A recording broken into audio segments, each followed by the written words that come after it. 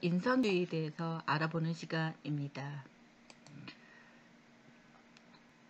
1차 시, 2차 시도 설명을 해드렸지만 3차 시 또한 이렇게 인상주의, 현대미술 시점에서 시작한다는 거 여러분들 이제 확실하게 기억을 하셨으리라고 믿습니다. 이번에 소개할 그 작가는요, 까미유 피사로입니다.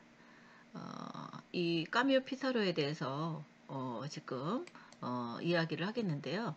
이 까미유 피사로는 이 근대의 가장 훌륭한 이 풍경화가의 한 사람으로 이 사람은 그 그림에 굉장히 그 감정이 들어 있고요. 굉장히 섬세하게 들어 있고, 또 이 사람의 작품은 초기에 이렇게 그 농원의 연작에 또한 아름다운 매력을 지니게 됐다고 합니다. 피사로는 이 쿠바에 가까운 이 생토마섬, 지금의 버진 아일랜드이죠. 거기서 태어났고요. 12살 때 파리에 나가서 이 그림을 익힌 다음에 해아의 뜻을 갖고서 이 1855년에 파리에 나타나기 시작을 했습니다. 처음에는 코로와 도비니의 풍경화의 매력을 느꼈고요. 또 모네와 세잔을 알게 돼서 그 이후에는 야외에 나가서 햇볕 아래에서 풍경 그리기에 열중을 합니다. 우리가 인상주의 화가들은 대부분 좀 변화하는 것들이 많이 있었다 그랬죠. 특히 이거 빛과 색채에 대한 그런 것들을, 그리고 시시각각 변화하는 그런 것들, 이제 그게 이제 인상주에서 나타난 것들이죠. 이 모네와 런던에서 이 터널을 만나가지고 빛의 표현에 대한 지도도 받고 인상파 표현을 완성시켰다고 합니다. 또 세잔도 만나고요. 그 시기에 화가들이 이런 그 화가들이 많이 있습니다. 그래서 인상파 표현을 끌어들이기도 했고요. 또 이 1874년에 친구들과 같이 인상파 전람회도 결성을 했다고 합니다. 그래서 피사로는 인상파전의 중심 인물이 되어서 그의 생애는 인상파적인 그림 제작으로 일관했다고 합니다. 그래서 피사로의 작품에는 이렇게 온기가 통하는 듯 따뜻하고 감정이 이렇게 충만한 그런 그림들이 많습니다. 또 인상파 이론을 실천해서 아주 그 붓터치도 섬세하게, 그리고 색도 차곡차곡 쌓은 것처럼 그러고 약간 그 색채가 빛나기도 하면서요. 또 이게 물체 빛깔 이상으로 보는 그 자기의 그런 감정의 언어로 아주 섬세하게 그런 감정을 펴고 있는 그런 작품들이 많이 있습니다. 이게 빨간 지붕들입니다. 마을 구석이고요. 이 마을의 전경은 단지 이 풍경화라는 범죄에 들게 하는 구성입니다.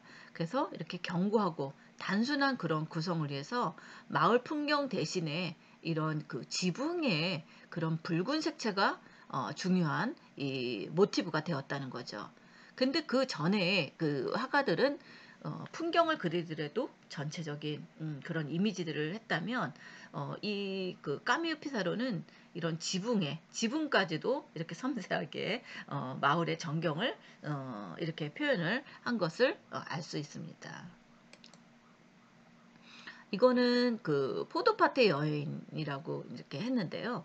이때는 그 세라와 신약을 알게 되면서 약간 그 전묘법 있죠.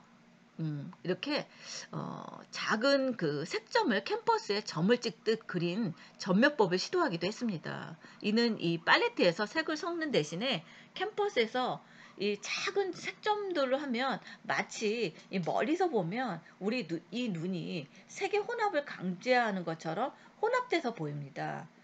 이게 그 신인상주의의 원리로 나중에 이 세라하고 세라가 아주 대표적인 작품이 되고요. 이 세라와 이 신약이 대표적인 전모법 화가에 나옵니다. 나중에 이거는 자세하게 다시 하기로 하겠습니다. 그래서 이 피사로는 이 포도밭의 풀밭과 나뭇잎들의 그런 순색을 이런 전묘법의 병치 효과, 병치 혼합이라는 이런 것들을 한번 시도를 이렇게 했었습니다. 이것들은 이렇게 자연스럽고 묵직함, 이런 색감으로 서정적인 이런 풍경어를 보여주었고요. 그의 그 화풍은 작은 그 붓터치, 이렇게 점점점점 되어 있는 이런 것들이 오히려 생동감 있는 화면으로 비춰졌다는 거죠. 그래서 1889년 이후에 피사로는 다시 예전의 한법으로 돌아가서 이 1990년대부터는 파리나 루앙의 길을 깊은 투시로 묘사를 합니다. 그러니까 요때는 아마 세라하고 이 신약을 알면서 이런 기법들을 아마 시도는 했는데 본인은 이게 이제 본인한테는 이게 맞지 않는다고 생각을 했던 것 같습니다. 이게 이제 1860년대 피사로가 다시 예전의 모습으로 이제 다시 작품을 본인의 작품으로 간 거죠. 다소 어둡지만 이렇게 힘 있는 터치로 가득 찬 이 작품은 이 피사로에 대한 연구에 빠지지 않고 인용되는 이런 오르세 미술관의 주요 컬렉션 중에 한 점으로 되어서 이렇게 표현을 했다고 합니다. 이거는 이제 붉은 집은 피사로 가족이 살았던 곳이라고 합니다. 이게 루브시엔느 근방에 있었는데요. 은퇴하면서 혼자 외롭게 이렇게 운둔에 살았던 수수께끼 같은 한 노인의 소유였다. 그래서 이 그림의 배경이 된 장소에 대해서 구체적으로 확인시켜 주고 있습니다. 네, 다음은 르누아르입니다. 르누아르는 그 인상주의 작품이 굉장히 성공을 거두게 되었고요. 르누아르는 그 학풍에 만족하지 않고 이 고전적인 그 포즈의 르누아를 그리게 되었습니다. 이 르누아의 주요 색채는 붉은색으로 건강한 그런 살결의 색을 표현하는데 특히 굉장히 관심을 많이 기울였습니다. 그리고 이 1876년에 이 몰랭드라 갈레트 춤인 이 파리 문화에서 느낄 수 있는 화사하고 풍성한 정서가 있습니다. 그래서 이 그 상들리에 불빛이 흔들리는 화려한 그 무도회장, 이 파리 시민들이 즐겁게 춤을 추거나 이야기를 나누고 있습니다. 이 프랑스의 대표적인 인상주의 화가로서 이 여성의 육체를 묘사하는데도 아주 특수한 표현을 했고요. 인상파 중에서 음, 엄격하게 이런 표현들을 해가지고 가장 아름답고 뛰어난 그 화려한 이런 멋을 보인 게 르누아르입니다. 또 세잔이 풍경 속의 자연의 정신을 품은 듯이 르누아르는 여인을 그려서 미의 도취를 자아냈다고 합니다. 이 르누아르는 리머지에서 재봉사 집안으로 태어났고요. 얼마 되지 않아서 양친을 따라서 4살 때 파리에 왔다고 합니다. 가난해서 이 어렸을 때 이 그 도자기 공방에 직공으로 들어가서 일을 했고요. 그 안에서 데생도 배우고 미술관도 다니고 이 도기에 그림을 붙이는 기계가 발명되자 직공 일을 그만두고 오로지 그 그림에 전념을 하게 됩니다. 또 이 사람은 그 글레르라는 이 문학에 들어갔는데요. 거기에서 이 모네나 시슬레, 피사로 이런 사람들하고 우정을 맺기도 합니다. 그래서 처음에는 이 살롱에 리즈라는 이런 작품도 하고요. 또 이런 그 모네나 시슬레와 같은 작품을 제작을 합니다. 인상파의 그 제1회 전시에 유명한 관람석을 출품했는데 그 당시 비난을 샀다고 합니다. 왜냐하면 조금 이따 이제 보여드릴 겁니다. 이 물랭드라 갈레트라는 이 유명한 작품입니다. 대작입니다. 이게 이것들을 발표했는데요. 나무 사이로 스며드는 그런 빛, 그 다음에 춤추는 군중, 완성된 그 아름다움을 보이고 있습니다. 근데 르누아르는 조심스럽게 생활하였는데 지위를 얻어서 사교계의 사람들이 그린 이 사르방띠의 부인과 딸, 그 밖의 것들도 굉장히 아름답게 잘 그렸습니다. 그래서 세자는 자연을 추구했지만 르누아르는 인간에게 그 흡비를 기울이고 있었다는 것을 알 수 있습니다. 또 이 1881년에는 이탈리아에 여행해서 라파엘의 그 그림을 보고 굉장히 감동을 받는다고 합니다. 또 폼페이 벽에 감명을 받았는데 그 이후에 이 대생의 부족을 생각해서 형상을 나타내는 작품으로 제작 경향을 바꾸기도 했다고 합니다. 후기는 오로지 그 나부를 추구하여 여인의 육체에 한없는 아름다움을 찾고자 빨간 색조로 순화된 작품을 남기기도 했고요. 빨강, 노랑, 파랑, 초록의 색깔을 선명하게 칠해서 색채화가라고도 불리기도 했습니다. 특히 이런 적색의 표현에 뛰어나 근대 최대의 색채화가로 알려져 있습니다. 이 르누아르의 생애는 평온했지만 이 말년은 심한 뭐예요? 신경통으로 고생을 했다고 합니다. 최후에는 이 영광을 누리기도 했고요. 음, 그래서 나중에는 이제 뭐 이렇게 그 고생도 했고요. 죄송합니다. 넘어갔네요. 그 주요 작품에는 이런 해수욕장의 풍경, 대수욕, 목욕하는 여인들, 큰 길, 뭐 이런 것들이 있습니다. 이게 이제 작품의 대작 중에 하나가 이 작품입니다. 이 몰랭드라 갈레트의 춤입니다. 이 르누아르는 이 그림을 그리려고 거의 1년 가까이 여기를 계속 드나들면서 스케치를 했다고 합니다. 또 이 그림의 그 특징은 뭐냐면 은은한 그런 달빛, 그 다음에 조명에 그 흰색 빛을 받아서 하얗게 빛나는 그런 댄스홀의 분위기, 드레스를 차려입고 댄스 파티를 찾아온 그런 아가씨들의 상기된 그런 얼굴, 몸동작, 이것들이 굉장히 생생하게 그 묘사되어 있습니다. 1년 동안 이 스케치를 한 덕분이겠죠. 그래서 일상의 그 유쾌한 순간, 그리고 그 속에서 인간들의 모습을 이 빛과 색채로 표현한 거죠. 그리고 윤곽선 없이 하이라이트와 얼룩진 빛으로 제시된 이런 형태와 검은색의 그 사용을 거부한 이 점들이요. 이게 인상주의의 전형적인 표현이라고 했으면 되겠습니다. 검은색 대신에 이렇게 점들의 표현들을 약간 짙은 이런 푸른색 계통들을 이렇게 했다는 게 또 특징이라고 볼 수 있습니다.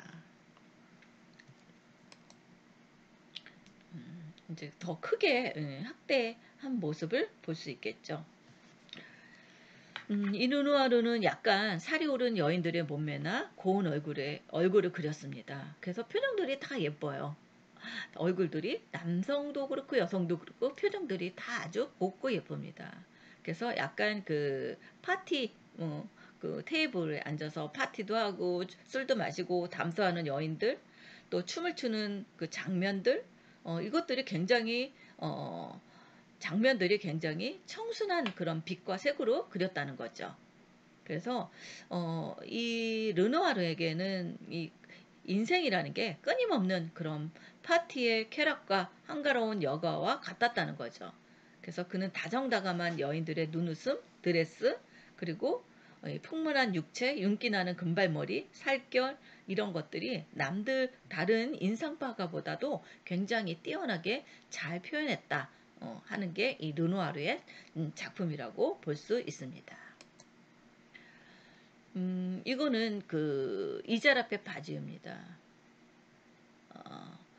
이거는 그 우정 이 작품은 인상주의 유람이기도 했던 이 바티놀 그룹이라고 불리는데요. 여기에는 여러 그 친구들 모네, 뭐 시슬레, 뭐 바지유 이런 사람들하고 우정을 보여주는 작품이었다고 합니다. 과거에도 이런 화가들이 서로 작품을 교환하기도 했고요. 또 이 초상화와 자화상 같은 것들을 그려가지고 서로 이렇게 나눠주기도 했다고 합니다. 그게 이제 우정이라는 표현하는 방식이었다고 해요. 이 건너편에는 이 그림들 그 위에는 이 모네 작품도 있고요. 그리고 이 그림에서는 이런 회색과 베이지 색조가 굉장히 지배적이고 이 팔레트와 실내용 덧심만이 아주 강제하게 되어 있습니다. 지금 이 부분, 그 다음에 빛을 이렇게 내려뜨리는 이런 표현들, 이게 굉장히 일상의 대면적인 이런 표현들을 고요한 분위기를 잘 살려줬다는 게 또 특징이라고 볼 수 있습니다. 이거는 목욕하는 여인과 개입니다. 이 작품은 이 쿠르베의 영향을 받아서 그렸다고 합니다. 그래서 신화적인 소재를 자연주의 회화의 관점에서 재해석해서 이것들을 그렸다고 합니다. 이 작품은 사롱존에 전시되었고요. 많은 평론가들이 이 작품에서 라틴과 그리스 고전 미술에 세련된 전통을 발견했다는 점에서 매우 호의적인 이 평가를 내렸다고 합니다. 이거는 오달리스크입니다. 이거는 1970년 그 살롱전에 전시가 됐었는데요. 하가라는 그런 잡지의 평론가였던 우세유라는 이 알리제의 여인 들라쿨라의 작품과 유사하다고 쓰고 있습니다. 이 작품 보고. 그래서 다양한 이런 색채를 통해서 그림의 동양적인 분위기를 전달하고 있다 하고 이야기가 있습니다. 이거는 그 블로뉴스에서의 아침 승마입니다. 왼편에 있는 이런 젊은이의 조세프 르게르이고요.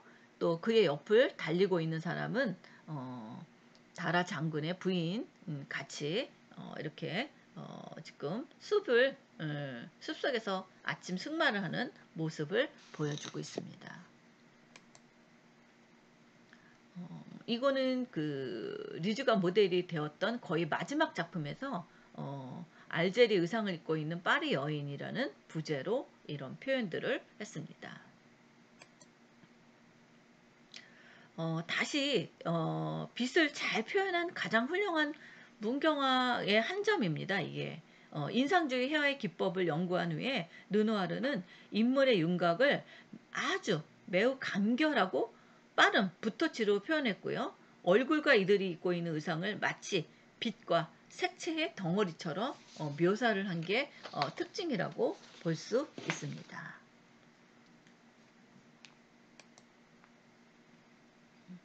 이거는 그 1879년 이 살롱전 전시에서 나왔던 겁니다. 이 평탄과 관객은 평단과 관객은 화가의 기법을 보고 경탄했고요. 생동감과 이런 따뜻함에 나타나는 그런 색들이요. 이게 굉장히 그 감명적이었다고 얘기를 합니다. 그래서 어머니가 아이들에게 주는 그런 그 무조건적인 사랑이 있잖아요. 그것들을 감각적으로 잘 표현했다 하는 것들이 이 그림의 특징이라고 볼 수 있습니다. 그래서 그림에 있는 이런 정물화는 스케치보다 더 생동감 있고 감각적인 그런 색채의 우위를 드러내준다 하는 이야기가 있습니다. 이거는 보트 경주자들의 점심입니다. 이 그림은 파리 근교의 한 마을에서 여름날의 그런 편안하고 즐거운 분위기를 포착해서 표현한 작품이라고 합니다. 파리 사람들은 더운 계절 동안 이곳에서 뭐 휴양도 하고 피서를 온다고 합니다. 그래서 르누아르는 각 인물 하나하나마다 대단한 공감을 가지고 그려냈다고 볼 수 있습니다. 그리고 르누아르의 그림은 친한 벗들에게 둘러싸여 그들의 대화와 쾌락을 함께 즐기던 때의 그림들을 이렇게 묘사를 했다는 게 또 특징입니다. 삶은 끝없는 파티요. 그리고 세상이 웃는 법을 알았다 하고 르누아르는 이렇게 하고 있다고 합니다.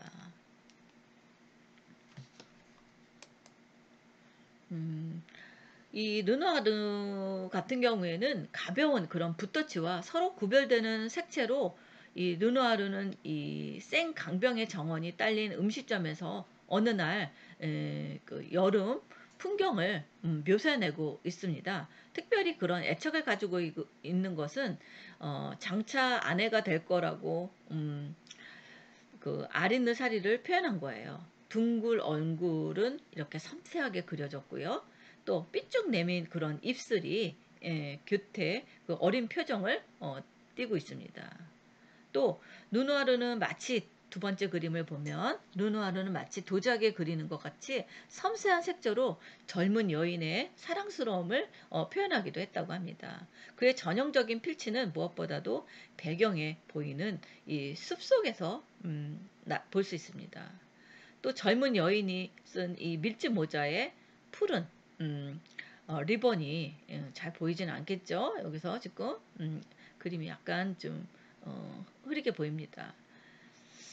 그리고 이런 그 뒤에 있는 그런 색채들 표현, 그 다음에 이런 그 노란빛, 푸른빛과 노란빛의 이런 그 색들이 전체적인 이 노란빛과 약간 푸른빛가 나죠. 이게 지배적으로 색감이 아주 특이하게 나타나는 것을 알 수 있습니다. 르누아르는 이 몇 안 되는 이런 필치를 가지고 유리의 인상을 표현할 수 있는 것을 깨달았습니다. 지금 이 유리병에 대한 표현입니다. 식탁에 보이는 이런 그 수많은 이런 푸른색 뉘앙스로 어른거리며 아주 다채로운 이런 것들의 표현을 이렇게 유리 컵과 유리 병에 대한 것들을 이렇게 표현을 한 것을 알 수 있습니다. 이미지들이 잘 안 보여서 죄송합니다. 이거는 지금 자신감 있는 색채, 뭐 가벼운 붓터치, 밝은 색채를 사용했습니다. 그리고 뒤편에는 이 푸른 하늘과 강물이 막 이렇게 마치 하나의 빛과 대기처럼 흐르는 것을 알 수 있죠. 그리고 이거는 여배우입니다. 그래서 이 작품은 사람들이 붐비던 극장의 유명한 여배우를 그린 겁니다. 그리고 이 작품은 명암 묘사와 빛의 효과를 굉장히 하이라이트를 많이 줬다는 거죠. 이 여자와 이 뒤에 밝고 어둠에 대한 표현이 굉장히 또렷하게 표현한 것을 알 수 있습니다. 이거는 다정하게 두 자매가 피아노를 치고 있는 이 작품은 매우 통속적인 주제지만 르누아르 작품 중에서 사람들에게 가장 사랑받고 있는 이 작품 중에 하나입니다. 이 피아노를 연습하고 있는 동생 곁에서 다정하게 지켜보는 언니의 표정, 그 다음에 그런 그 대조를 이루면서 음악적인 효과를 주고 있습니다. 르누아르는 이 부드러운 색채로 두 소녀의 옷차림, 피아노 위에 있는 꽃병들, 그 다음에 악보대 옆에 있는 이런 촛대, 그 파리 상류층 사람들의 취향을 표현했다고 합니다. 그리고 그 당시에는 이 피아노는 이 상류층만이 가질 수 있는 물건이었기 때문에 호화로운 생활이 이 작품에서는 엿볼 수 있습니다. 르누아르는 이 피아노 치는 것을 즐거워할 정도로 음악에 대한 관심이 굉장히 많았기 때문에 이런 그 주제 중에 하나로 표현을 했다고 합니다. 이거는 목욕하는 여인들입니다. 이거는 인간과 자연의 통일을 이루는 목가적인 그것들을 표현한 겁니다. 굉장히 그 여인의 살빛, 그 나무들의 그런 푸드루 이런 것들이 굉장히 밝게 표현한 것을 알 수 있습니다. 이것도 마찬가지죠. 굉장히 자연스러움 그리고 약간 고요함과 평화로운 그런 느낌의 표현들을 이렇게 작품에서 찾아볼 수 있을 것을 알 수 있습니다. 그리고 이 붓터치는 매우 부드럽고 매끄럽게 색상은 아주 파스텔처럼 그리고 수채화 같은 그런 느낌을 주고 있는 게 특징이라고 볼 수 있습니다. 이것도 마찬가지입니다. 르누아르는 이런 그 자녀들에 대한 거, 뭐 이런 그 가족에 대한 거, 그런 것들을 또 많이 그렸죠. 그리고 이 작품은 인생의 종합판이자 이후의 삶을 위한 도약대라고 해서 이런 그림들을 그렸습니다. 그 사람들이 이렇게 편안하게 뭐 씻고 목욕하고 뭐 여러 가지 즐기는 이런 장면들을 표현을 했습니다. 그리고 이런 여인의 모습을 해서 이런 표현들을 했고 이 엄마의 그런 모성애 그래서 이 그 르누아르의 작품들은 이 여성의 그 표정들이 굉장히 그 다정다감하다고 그래야 될까요? 그런 표현들이 많고 약간 그 뭉개진다 그럴까요? 파스텔화처럼 그림들이 약간 이렇게 부드럽다 그래야 되나요? 매끄럽다 그래야 되나요? 그런 표현들이 굉장히 많이 있습니다. 그리고 이거는 놀고 있는 모습들, 그 다음에 이런 초상화 이런 것들을 볼 수 있습니다. 이것도 르누아르의 발전하는 그런 작품 세계의 전환기를 보여주는 중요한 작품이라고도 볼 수 있겠죠. 여기에는 이런 선과 빛의 처리를 관찰해 볼 때 이 작품은 다른 인상주의 회화와는 조금 다른 느낌을 갖습니다. 굉장히 그 섬세하게 표현들을 아주 잘한 것을 알 수 있습니다. 이거는 어머니와 아이들입니다. 그리고 이런 그 아이들을 이렇게 껴안고 있는 그런 모습이죠. 그래서 그림들을 보면 굉장히 그 부드럽다고 해야 되나요? 섬세하다고 해야 되나요? 그런 표현들을 많이 볼 수 있습니다. 이것도 마찬가지고요. 이거는 이제 모네를 그린 겁니다. 신문을 읽고 있는 모네를 르누아르가 이런 표현으로 해서 그림을 그렸습니다. 강아지와 머리고 이 시골에서의 춤 이런 것들을 이렇게 표현을 했습니다. 다음은 드가입니다. 드가는 이 최초로 이 파스텔화를 완성한 작입니다. 이 사람은 또 그 발레 무용수하고 이 경주마에 대한 작품들이 굉장히 많고요. 이 드가의 작품들은 굉장히 그 파스텔화의 그림들이 대부분입니다. 그래서 이 사람은 좀 그 약간 그 사실주의 색채를 띠고 있고요. 낭만주의 영향을 받은 것으로 알고 있습니다. 드가는 인상주의 창시자 중에 한 사람이기도 하고요. 또 사실주의라고 불리기도 했고요. 또 이처럼 드가는 뛰어난 대생 화가였다고 합니다. 특히 이런 무용수, 무대나 목욕하는 여성 누드화를 움직이는 그런 묘사하는데 아주 능숙했다고 합니다. 그래서 드가는 발레 무용수들이나 목욕하는 여인들, 경주마, 그런 기수들, 초상화 이런 것들을 굉장히 많이 그렸고요. 또 이 초상화는 인간의 그런 복잡한 심리와 외로움을 묘사한 것으로 유명합니다. 활동 초기에는 드가는 역사가가 되기를 원했고요. 미술학교에서 엄격한 훈련과 이런 그 연구를 열심히 했다고 합니다. 그리고 30대 초반에 진로를 바꿨다고 합니다. 그래서 그림을 그리기 시작을 했죠. 이게 이제 드가는 최초로 이런 파스텔화를 완성작으로 전시했다고 합니다. 파리에서 태어나가지고 이렇게 그 작품들이 이런 그 발레나 이런 무용수들의 관심들이 굉장히 많았다는 것을 알 수 있습니다.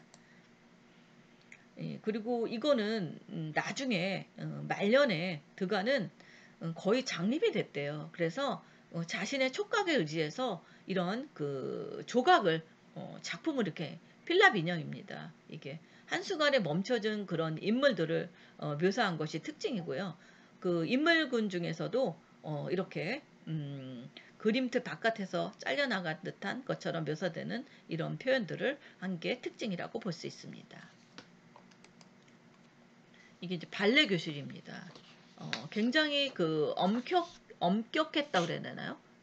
그런 그 표현들 하나하나 동작들이 다 다릅니다. 그리고 색감들도 다 다르고 굉장히 그 색감들이 절제되어 있고 안정감 되어 있는 색상과 구도가 아주 잘 되어 있는 장면이라고 할 수 있습니다.